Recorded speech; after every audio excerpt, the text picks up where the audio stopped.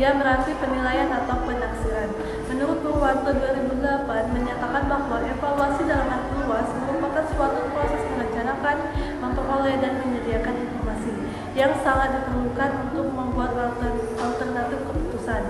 Instrumen penilaian dapat disebut sebagai alat penilaian atau alat evaluasi yang digunakan untuk mengumpulkan data atau informasi. Pada dasarnya, instrumen dalam pembelajaran dapat dibagi menjadi dua, yaitu tes dan non-tes. Berdasarkan bentuknya atau jenisnya, tes dibedakan menjadi tes uraian dan tes objektif. Sedangkan non-tes terdiri dari observasi, wawancara, interview, angket, dan dokumen.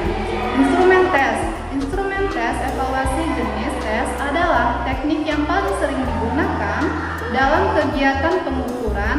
Jika dilihat dari bentuk jawaban peserta didik, maka tes dapat dibagi menjadi tiga jenis, yaitu tes tertulis, tes lisan, dan tes tindakan.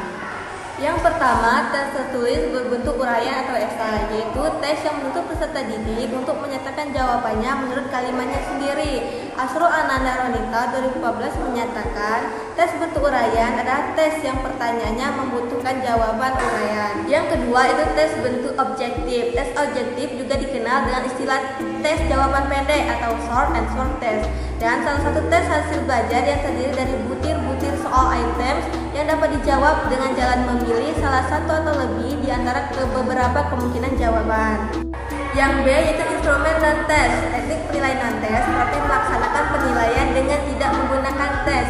Mendukung pendapat tersebut, menurut Sugiono, evaluasi non-tes adalah merupakan penilaian atau evaluasi hasil belajar peserta didik yang dilakukan dengan tanpa menguji peserta didik, melainkan dilakukan dengan penggunaan pengamatan secara sistematis. 1. Observasi. Dalam arti sempit, observasi berarti pengamatan secara langsung terhadap apa yang ingin diteliti. Dalam inti luas, observasi meliputi pengamatan yang dilakukan secara langsung maupun tidak langsung terhadap objek yang diteliti. Yang kedua ada angket. Mas Tijo 1995 menyatakan bahwa angket adalah suatu daftar pertanyaan tertulis yang terinci dan lengkap yang harus dijawab responden tentang pribadinya. Yang ketiga itu ada cek. Penilaian untuk kerja dapat dilakukan dengan menggunakan daftar cek. Tidak baik dengan menggunakan daftar cek peserta didik mendapat nilai bila kriteria penggunaan kompetensi terlalu dapat diamati oleh penilai. Jika tidak dapat diamati, peserta didik tidak memperoleh nilai. Yang ketiga ada wawancara. Dalam konteks evaluasi pembelajaran, wawancara dapat dilakukan secara individual maupun secara berkelompok, di mana seorang pendidik bertatap muka dan melakukan tanya jawab terhadap peserta didik. Nah, di video kali ini saya akan membahas tentang tes non-objektif. Teman-teman tahu nggak sih apa itu tes non-objektif? Oke, tes non-objektif yaitu suatu tes yang jawabannya diberikan kebebasan dalam menjawab dengan mengacu pada kalimat tertentu sebagai jawaban. Ada dua jenis tes non-objektif. Yang pertama, tes uraian bebas, yaitu uraian terstruktur, di mana siswa akan menjawab secara bebas tentang suatu masalah yang ditanyakan. Adapun bentuk pertanyaannya bersifat umum. Contoh, apa itu sholat berjamaah? Apa saja syarat sholat berjamaah? Tuliskan dalil tentang sholat berjamaah. Kemudian yang kedua, tes uraian terbatas, yaitu jawaban siswa dibatasi dan diarahkan kepada hal yang akan diminta dari pertanyaan tersebut. Biasanya lebih cenderung kepada jawaban siswa itu sendiri.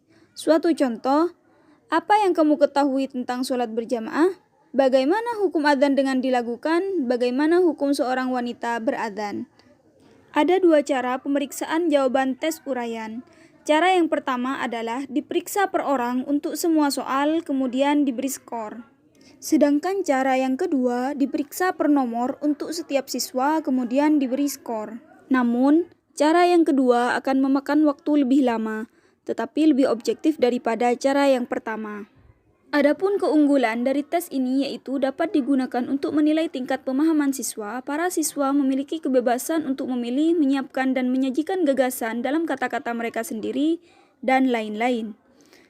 Kemudian adapun kelemahan dari tes ini yaitu waktu yang diperlukan untuk mengoreksi sangat lama, Pemeriksaannya lebih sulit sebab membutuhkan pertimbangan dan tidak bisa diwakilkan kepada orang lain.